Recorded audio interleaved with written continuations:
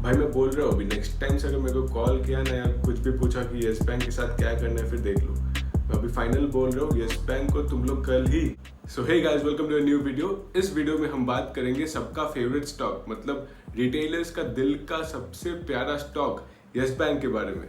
इस वीडियो में पहले हम बात करेंगे कि यस बैंक का शेयर प्राइस क्या रिटर्न दे चुका है, कैसा परफॉर्म कर रहा है। Then will be talking about its P ratio, इसके कंपेयर करेंगे उसके दूसरे पेयर्स से, फिर उसका फाइनेंशियल्स देखेंगे, फिर उसका फॉरकास्ट भी देखेंगे एंड एट द एंड हम लोग उसके टेक्निकल एनालिसिस भी करेंगे। तो फिर इस वीडियो के बाद आपको एग्जैक्टली पता चल जाएगा कि यस बैंक को क्या करना है, परचेस करना है, सेल करना है अगर आप होल्ड कर रहे हो, या अगर आपके पास बहुत क्वांटिटी है उसको सेल करना है कि होल्ड करना है या एवरेज करना है। इस वीडियो में हम लोग उसी बारे में बात करेंगे। तो वीडियो को जरूर पूरा देखिए क्योंकि मैं वीडियो के बीच बीच में छोटे पॉइंट्स बोलता रहूंगा जो आपको आपके फर्दर एनालिसिस में भी मदद करेंगे। So let's start the video. तो जैसा ही आपको पता है, यस बैंक लास्ट 1-2 साल से बहुत न्यूज में है। क्यों?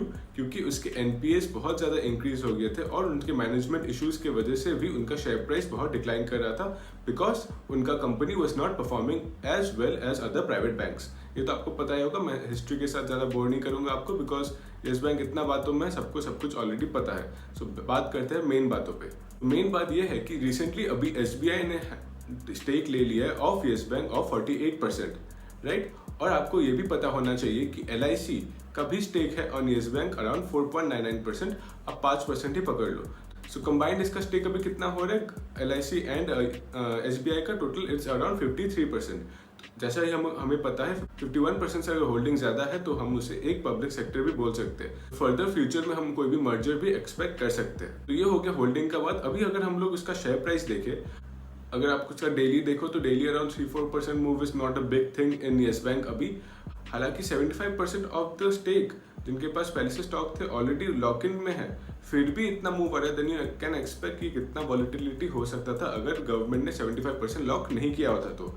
So you think about it. तो अभी करते मेन बात, अगर हम लोग उसका 1 मंथ का देखें, 1 मंथ में इट इज ऑलरेडी 25% नेगेटिव और एक साल में it has given around 80% negative and you'll be amazed to see. और लास्ट 5 इयर्स में इसने अराउंड 90% से भी ज्यादा नेगेटिव रिटर्न दिया है। तो अगर आपके पास 1 लाख होता it would be now less than 10,000 rupees. So you can imagine the capital erosion इसने कितना किया है। पीपल जो लोग जब शेयर 250-280 पे था, पीपल वर होपिंग कि इससे ज्यादा नीचे क्या जाएगा, 300 का टारगेट में बाई कर ले रहे थे। Then the share price fell to 250, फिर 200, फिर 200 से नीचे कहाँ जाएगा, इट वेंट टिल 150, 100 के नीचे तो जा ही नहीं सकता। 50, 30, 20, 10 रुपीज तक गया था the share. Anything is possible in the stock market. आप कभी भी एक फॉलिंग नाइफ को कैच करने का ट्राई मत करो। जब एक कंपनी अपने पैरों पे स्टेबल हो देन ओनली यू इन्वेस्ट। आपको कितना मिल जाएगा, मल्टीबैगर लेना है, कोई उसका फंडामेंटल्स देखो, फाइनेंशियल्स देखो, कंपनी अगर फ्यूचर में ग्रोथ कर सकता है फिर यू इन्वेस्ट। आप ये सोचो कि ये शेयर प्राइस अभी 5 साल पहले 400 था, अभी 10 रुपये हो गया, बहुत डिस्काउंट है, अभी फिर से ये 400 हो जाएगा। आपको ये देखना पड़ेगा ना वो 400 रुपये से 10 रुपये आया क्यों, and now does it has the potential to go from 10 rupees to 400 rupees. उस बारे में हम लोग आगे बात करेंगे। सो फिर अगर हम लोग उसका पी रेशियो देखते हैं, पी रेशियो एक प्रॉपर इधर पे डिस्क्रिप्शन नहीं देगा, आपको बताएगा नहीं, क्योंकि अभी अर्निंग्स आर नेगेटिव। एक negative P ratio, negative earnings की वजह से वो एक प्रॉपर आपको शो नहीं करेगा अबाउट दिस कंडीशन। तो will skip that for now. फिर अगर इसका फाइनेंशियल ट्रेंड देखे of the last few years, आप देख सकते हो already from the past few years उसका प्रॉफिट डिक्लाइन कर रहा था। मतलब प्रॉफिट पहले ईयर में ज्यादा आ रहा है, नेक्स्ट ईयर में उससे कम आ रहा है, उसके फर्दर कम होता जा रहा है। देन और लास्ट ईयर अगर आप देख सकते हो, लास्ट फाइनेंशियल ईयर में it had given a massive loss. Then you can see कि लास्ट 5 इयर्स का ट्रेंड इसका बहुत ही ज्यादा नेगेटिव रहा टर्म्स ऑफ प्रॉफिट मेकिंग। क्यों? क्योंकि इसमें बहुत सारे फाइनेंशियल इश्यूज चल रहे, मैनेजमेंट का इश्यूज चल रहे, गवर्नेंस का इशू चल रहा है, and even the NPS are rising day by day.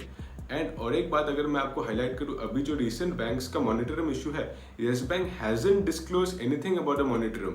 उन्होंने बोला कि वो अभी डिस्क्लोज नहीं करेंगे अबाउट द मॉनिटरम इशू।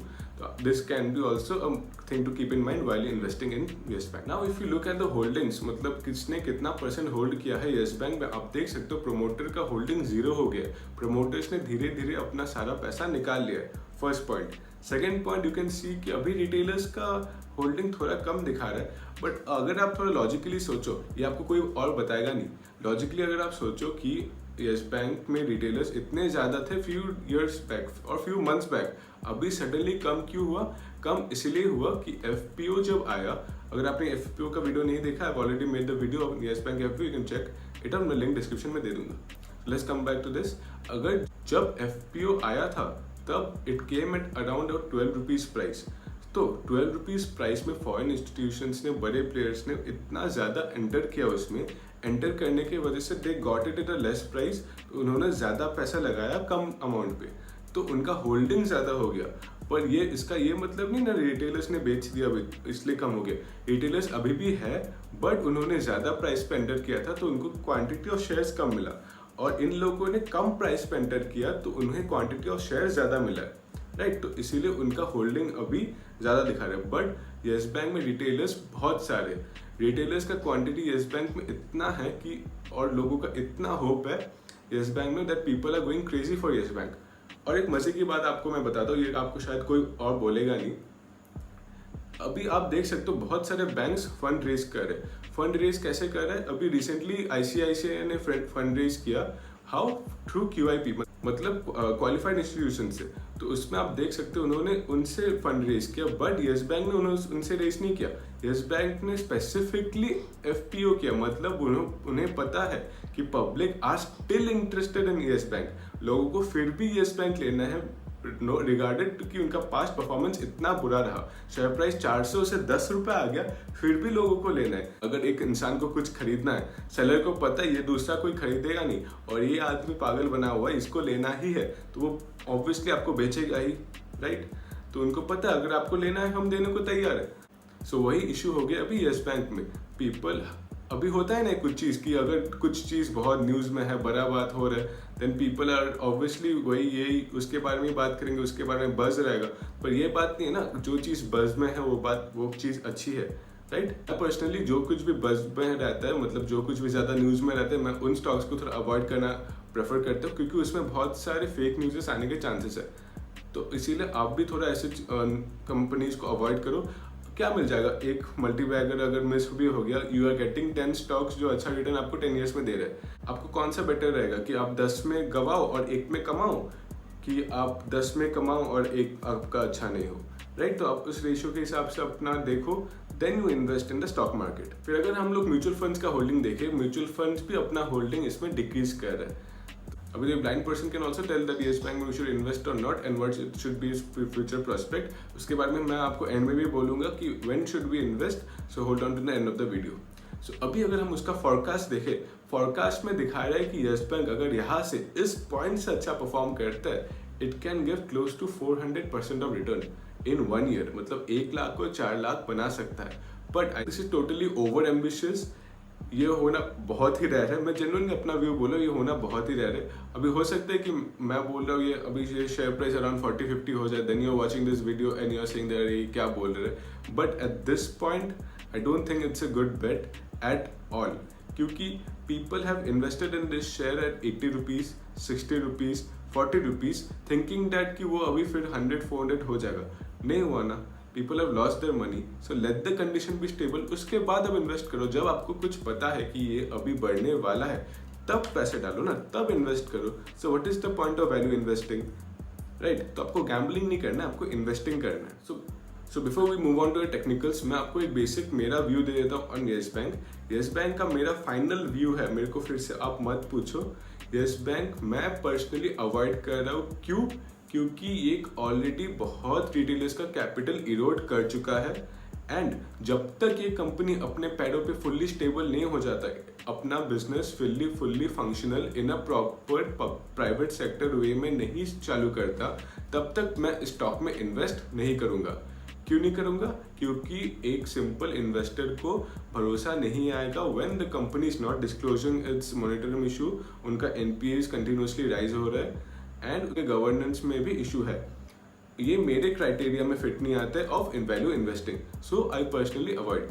आपको स्टॉक मार्केट में मोर देन 2000 स्टॉक्स है, आपको ये एक ही क्यों दिख रहा है मेरे को तो समझ में नहीं आता भाई। आप देखो there are more than 2000 companies, आप उसमें इन्वेस्ट करो। एक अगर आप अवॉइड करोगे, अपने वॉच लिस्ट से हटा दोगे, तो आपको क्या होगा? कुछ नहीं जाएगा, आपका उल्टा आपका भला होगा, आपका खुद का कैपिटल बचेगा, राइट। तो now will be discussing about the technicals, और अगर हम देखें कि इसमें अगर एंटर करना है तो कब एंटर करना है उस बारे में हम लोग अभी बात करेंगे. So let's move on to the chart of Yes Bank. So here I have opened up Yes Bank का चार्ट इन Zerodha. Zerodha का मैपिंग और चार्टिंग सिस्टम बहुत अच्छा है, बहुत इजी टू यूज है, डिस्काउंट ब्रोकर है, चार्जेस बहुत कम है. अगर आपको खोलना है account, the link is in the description, आप उसे खोल सकते हो. मैं पर्सनली यूज करता हूँ, इसलिए मैं पर्सनली इसे सजेस्ट भी करता हूँ.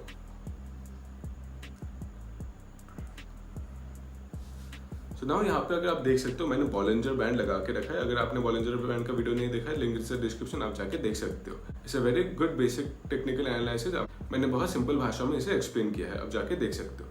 अगर आप देखो बॉलिंजर बैंड में ये अभी अपने लोअर बैंड की तरफ ट्रेड कर रहा है. अभी रिसेंटली FPO आया था उस अराउंड 12 रुपीज़ के रेंज में, वो अपने उसी रेंज में अभी मार्केट में ट्रेवल कर रहा है. Then if you move on to the moving average chart, then you can see that मैंने यहाँ पे 20 day 50 day 100 day and 200 day exponential moving average लगा के रखा है. देन आप देख सकते हो कि around 20 day exponential moving average में थोड़ा रेजिस्टेंस ले रहा है.